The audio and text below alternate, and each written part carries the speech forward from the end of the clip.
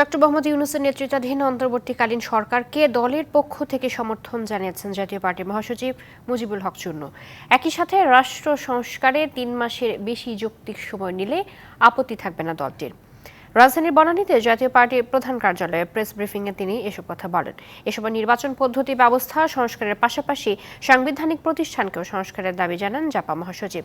প্রধানমন্ত্রী ও রাষ্ট্রপতির ক্ষমতার ভারসাম্য থাকা উচিত জানিয়ে চুন্নু বলেন, কেউ যেন 2 বারের বেশি প্রধানমন্ত্রী হতে না পারেন সেজন্য আইন করার দরকার। 15 বছর যারা টাকা পাচার করেছে তাদের ব্যাপারে তদন্ত কমিশন করারও দাবি জানান। সবশেষে সব দলের অংশগ্রহণ নিশ্চিত করে নির্বাচনের দাবি জানান। আন্দোলন শেষ মুহূর্তে তার